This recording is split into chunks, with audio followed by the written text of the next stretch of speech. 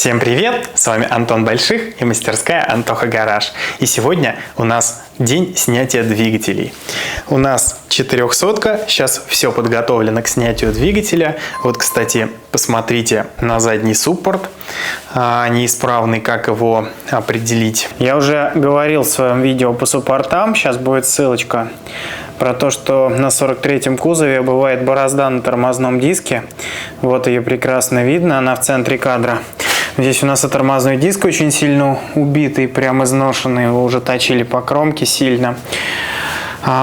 Ну и соответственно мы можем видеть по колодкам, я вот специально суппорт сейчас отцепил, чтобы его было видно. Смотрите, с одной стороны, насколько колодка сильнее изношена, чем с другой. И то же самое у нас вот здесь. И вот этим вот краем колодка терлась об тормозной диск, об алюминиевый его корпус. Здесь у нас, естественно, все плохо. С люфтом просто ужас вообще, вы посмотрите на это.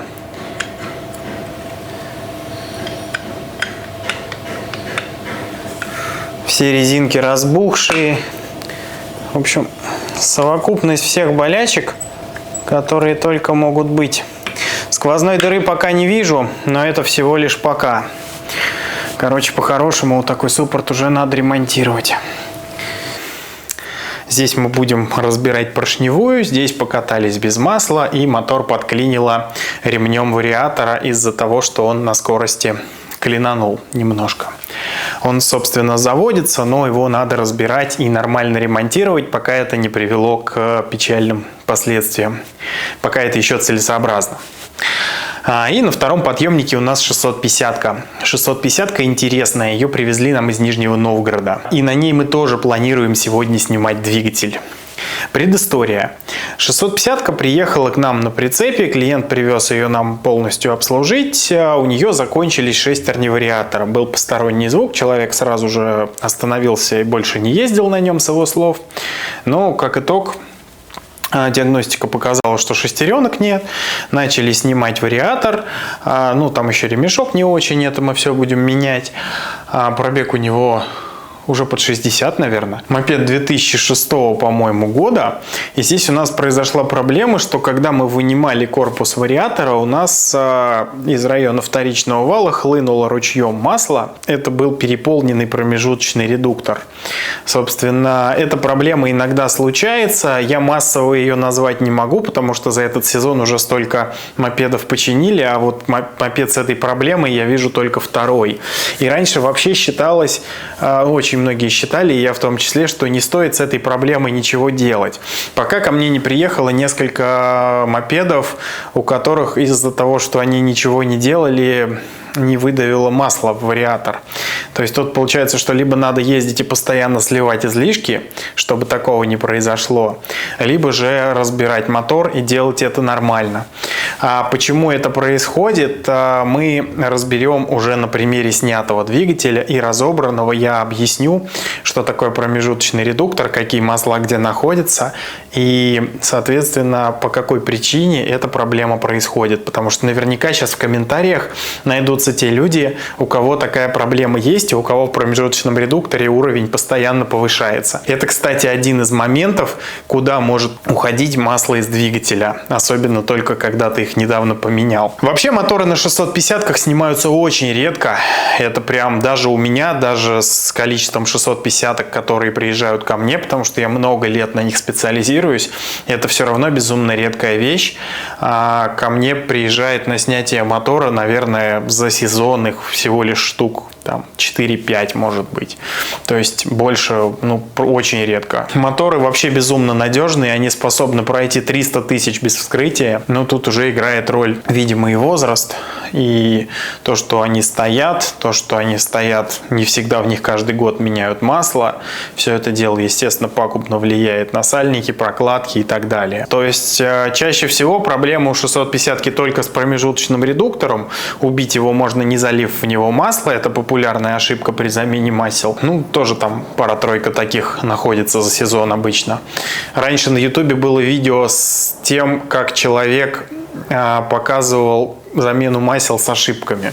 Это видео помогло заработать нам достаточно много денег. Но тут уж ничего не могу с этим поделать.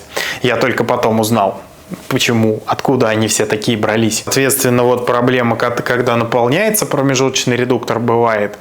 И, собственно, бывает иногда проблема с поршневой. Это экономия на воздушных фильтрах, о которой я уже многократно говорил.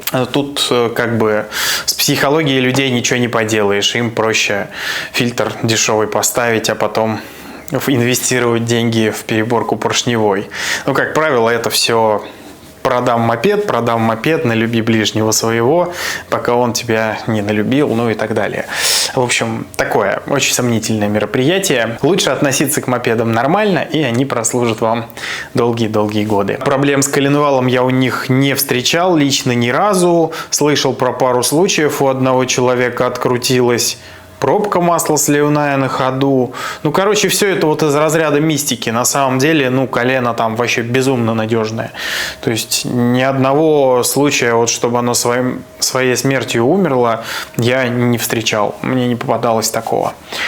Поэтому, собственно, мотор — это прям очень сильная вещь в 650-ке. Это прям, я считаю, лучшее, что в ней есть. Он очень хорошо едет, очень надежный и очень классный. В общем, приступим. Сначала вскроем 400-ку. Я покажу коротенький видосик, что же там в поршневой. И потом разберем 650-ку и поглядим, что там.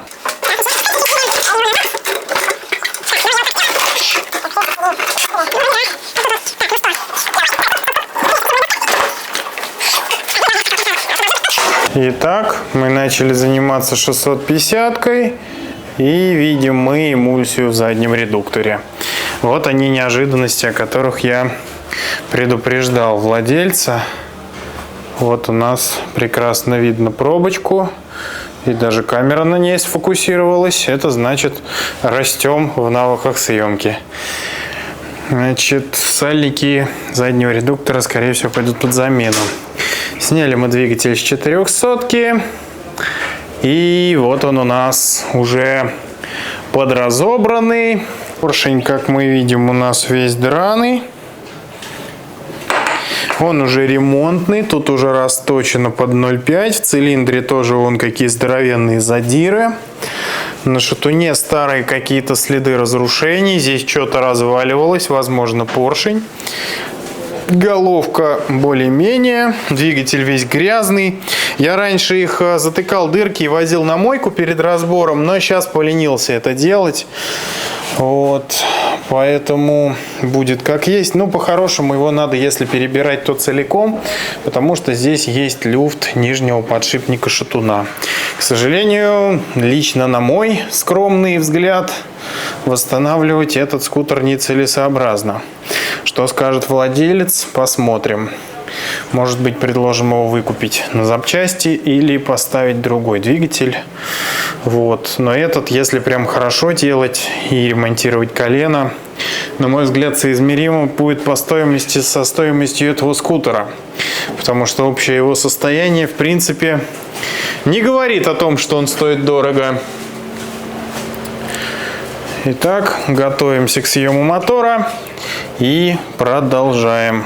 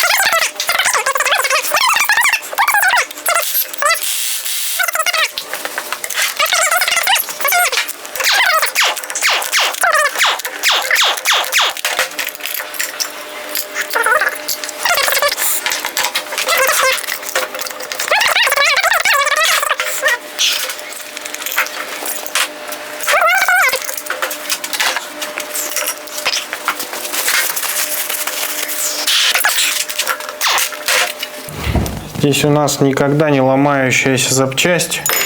400-очники обзавидовались бы.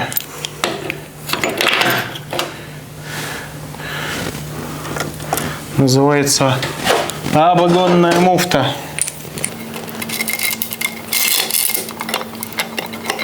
Вот так. Оп, и вот тут вот шайбочка. Не забываем. Ну, если по науке, то цепь снимется позже. Давай просто ее тут оставим. Когда второй башмак снимется, это будет удобнее. Теперь, тут нужна хитрость. Короче, обычная головка на 12 здесь не подойдет. А где высокая под среднюю трещотка? У тебя там? 12 давай здесь. Отлично, значит, берем и делаем вот такой вот. Пробуем без нее. Да, потому что вот эти болты еще норм, обычной ударной головкой. А вот эти вот не норм. А тут вот есть один нюанс. Вот этот болт, нижний правый, он, короче, на 5 миллиметров длиннее, чем все остальные. И очень многие, кто лезут сюда без мануала, вообще понятия не имеют об этом ничего. Потому что мануалы это очень полезно читать иногда. Да, Антоха?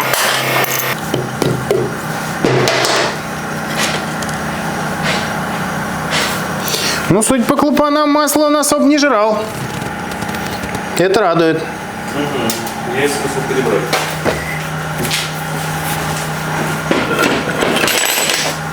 Правда, головка грязная вся в масле. Ну, кстати, хорошие достаточно цилиндры. Что за воздушные фильтра у него были? Скорее всего, оригинал. Так, а вот тут вот у нас мешается вот эта вот хренота.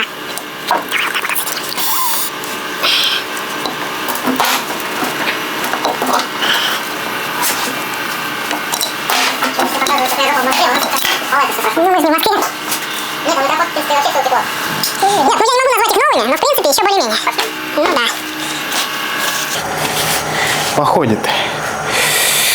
Вот, а теперь мы спокойно снимаем цепочку. Убираем ее вот сюда. В принципе, вот эту крышку можно паковать. А еще вот эту снимаем. Шестерню. Тут вообще все дружелюбно. Теперь возьми восьмерку и прям вот с той стороны обе крышки, и сцепленческую, и генераторную. Так, болты. Короче, я тоже прям по крышкам сортирую. Ну да. Это просто потом в таком случае можно очень быстро собрать. При этом без потери качества. Потому что нам тут на неделе капиталки разводить вообще некогда. К тому же долго абсолютно не значит хорошо. Ну, буквально пару оборотов. В принципе, можно прямо так положить под макет. И давай прямо сейчас. Башку нет, это все равно быть. Тут мы никуда не денемся от этого. Сейчас, давай, сейчас будет корзина. Я даже не поговорю. Да, вот тут, конечно, мы немножко торопились. Так, снимай, я крышку кидай. И болты. Болты, и сейчас этот наоборот третий развернуть. Давай следующую крышку сразу.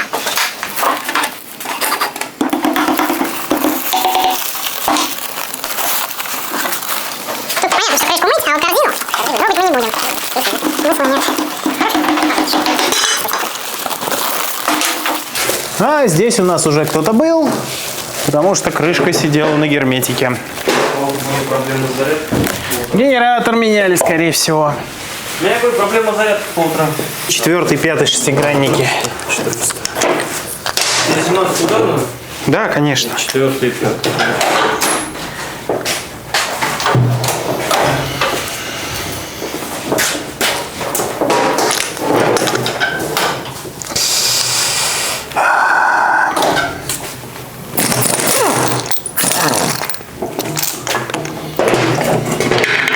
Так, ну это еще не все. Самое главное снять. Единственная проблема, что эти картерины не лезут в нашу мойку. Помнишь, Антох? А, тебя, наверное, не было тогда. Что такое? Половиню я мотор одному так клиенту, что-то у него там потекло, вот этот сальник, что ли. Ага. А, когда Начинаю половинить, что-то не идет. А он снизу Вниз заварился. смотрю, а его по стыку сантиметров 10 заварили, короче. Ну, мотор мы ему поменяли тогда. Так, вот он у нас пошел. Теперь нам надо его ковырнуть в задней части. Стой. Вот. Расширить. А, все. Все. Готовенько. Все. Эх, Андрюх, Вот она, родимая. повезло тебе увидеть эту красоту. Красота вообще это обалденная. Да ладно тебе заколебал. То простой, но вот когда знаешь все вот так, раз залезешь, Ну, да, это знаешь, понятно. Прекрасный мотор, вообще неубиваемый. По итогу у нас получается вот такая картина. Так вот выглядит двигатель 650-ки, вид изнутри. Обычный четырехтактный двигатель, двухцилиндровый, ничего примечательного в нем нет, разве что два балансирных вала в нем стоит. Балансиры на шариковых подшипниках, и никогда с ними нет никаких проблем. Двигатель ходит безумно долго, он способен пройти 300 тысяч километров без переборки. Здесь у нас, собственно, коленвал, и от него шестерней приводится демпферная муфта, как раз та самая, которая на старых поколениях имеет больший внутренний диаметр, и как раз та самая, которая на старых поколениях вызывает дизельный шум. Вот если на старом двигателе ее заменить на нового образца, то получится вот такой вот новый мотор, и больше в нем ничего не отличается. Тут, соответственно, простое шестеренчатое соединение и ничего больше особенного. Вот в этой части у нас плавает моторное масло, а также там есть еще один масляный насосик, который перекачивает через трубочки, которые идут по улице, масло в сцепление. Сцепление смазывается моторным маслом, то есть маслом из двигателя, методом разбрызгивания через центральный опорный подшипник. А далее вот этим маленьким маслонасосиком откачивается оттуда по более толстому шлангу. Тут еще есть дополнительная фильтрующая сетка. То есть даже если у вас развалится сцепление, то по идее никакой маслоприемник, как на Т-Максе, здесь не забьется. То есть это безумно вообще надежный мотор, которому при нормальном обслуживании ничего не бывает. А здесь у нас находится промежуточный редуктор, который как раз умирает, если сюда не залить масло. Иных случаев смерти промежуточного редуктора я не знаю. То есть убить его можно только если не залить сюда масло. Потому что других у меня просто даже нет фантазии, как можно это сделать. Я знаю реально там сильно за 200 тысяч километров эти моторы, которые ни разу не вскрывались. Вот, и все у них, собственно, прекрасно. Один раз 180 тысяч разбирал пробега, и все было с ним хорошо. Вот. Но здесь возникает проблема, поскольку вот у нас здесь стоит вал сцепления, с этой стороны ставится варик, а с той стороны у нас стоит сцепление, где моторное масло, то в случае, если либо вот этот, скорее всего вот этот сальник у нас неисправен, либо же где-то вот здесь по стыку плохой герметик, то у нас промежуточный редуктор начинает наполняться маслом из двигателя. Что очень плохо, поскольку вот эта часть непосредственно связана, вот здесь вот через щелочку прям этот редуктор видно, если снять варик. То есть это место непосредственно связано с вариатором. На вторичном валу вариатора есть сальник. И если масла здесь будет слишком много, этот сальник рано или поздно выдавит, потому что на какое-то особое давление он не рассчитан. И масло продавит в вариатор, что хреново. Поэтому было принято решение это дело разобрать и все необходимые сальники заменить. Будут меняться все сальники промежуточного редуктора. Раз, два, три. То есть вот эта шестерня у нас с той стороны имеет шлицы и еще шестеренку, которая непосредственно соединена с корзиной сцепления. А далее будут заменены еще два сальника муфты, вот этот и вот тот с той стороны. Этот, в принципе, можно поменять только сняв вариатор, а вот чтобы поменять вот этот сальник, нужно опять же половинить мотор. Поэтому мы, раз уж сюда залезли, сделаем все моменты, которые могут повлиять на дальнейшую его эксплуатацию, чтобы он проходил долго. Тут уже просто повлиял возраст, я так думаю. Возможно, долго стоял он с одним маслом, которое со временем теряет свои свойства, и из-за этого дубеют сальники. Ну и в принципе надо отдать должное, все-таки скутеру 20 лет. Помимо всего этого у него прекрасная живая поршневая. Судя по головке, масло он не расходовал. Единственное, что у нас вот здесь виден стандартный подтек масла, но это просто вот здесь необходимо заменить резиночку. Ну и в общем-то все. Цилиндры у нас здесь тоже в прекрасном состоянии находятся. Конечно, не новые, но какие-то минимальные дефекты особо сильно работать ему не мешают. Это у нас двигатель нового образца, здесь уже напыление на цилиндрах. Старого образца двигатель до 2005 года имеет один ремонтный размер поршней, и если что, поршневые у них взаимозаменяемые. Правда, поршни стоят как двигатель бэушный на разборке, если не дороже. Итак, виновник торжества найден. Я подразобрал двигатель немножко, достал из него все детали, которые необходимо достать для того, чтобы дальше мыть и готовить это все дело к сборке. Собственно, удалил промежуточный редуктор, удалил подшипник, и за ним вот такой вот сальник с бортиком находится, который только с этой стороны устанавливается. И похоже, что это наш виновник торжества. Смотрите, у него на части сальника кромка завернута. И вполне возможно, это и послужило причиной того, что он потек. Внутренняя до какого-то момента работала, потом подзадубела, а внешняя, возможно, как-то помешала внутренней работать. По идее, внутренняя больше всего держит масло, но в данном случае произошла такая вот оплошность. Промежуточный редуктор у нас, собственно, выглядит таким вот образом. Вот он, собственно, весь в сборе. И этот сальник у нас находится вот тут. То есть у него прямо вот так вот вставляется вот эта вот шестеренка. Такая вот получается система. Вот у нас некоторые внутренности двигателя. Коленвал, балансиры, муфта. Также у нас тут есть масляные форсунки, редукционный клапан, два масляных насоса, вот этот вот маленький откачивающий сцепление. А вот эта вот сетка, это есть не что иное, как фильтрующая сетка, которая стоит в канале, когда масло возвращается в двигатель из сцепления. И как мы видим, здесь есть следы фрикционных дисков. То есть надо спросить у владельца, делал ли он когда-нибудь что-нибудь со сцеплением. И если не делал, то, скорее всего, стоит его тоже вскрыть и проинспектировать. Возможно, менять диски. Такая вот получается ситуация, такая вот глобальная замена сальничка. Ну, ТО есть ТО, ничего особенного. Такие вот у него сайлент-блоки на пробеге, по-моему, 56 или 58 тысяч. С одной стороны еще что-то осталось, с другой стороны уже совсем ничего. Сайлент-блоки замена по-любому. И подшипники маятника тоже мертвы. К сожалению, по-хорошему их тоже нужно будет менять. Такая вот история. Итак, друзья, вот и завершается наш рабочий день. Сегодня мы разобрали два двигателя, сняли, разобрали и отдефектовали. Двигатель от 650-ки мы завтра будем мыть, готовить к сборке и собирать. С 400-кой вопрос пока подвешен.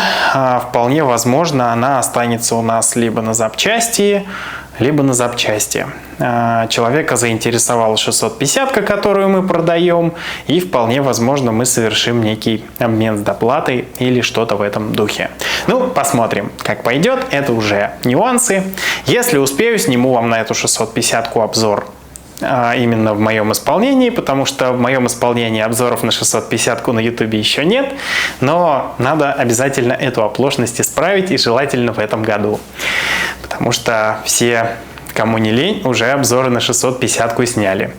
Но у меня несколько иной взгляд, как у человека, который их уже очень давно ремонтирует. Я все-таки считаю 650-ку самым лучшим макси-скутером из всего, что можно сейчас купить на рынке до сих пор.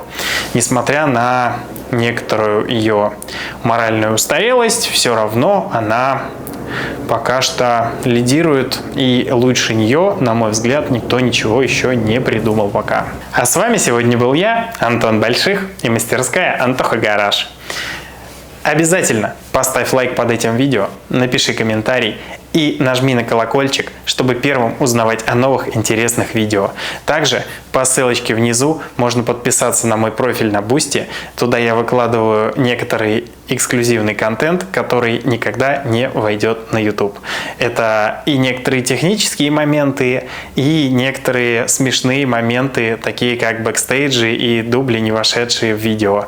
Оставайтесь с нами. Всем пока!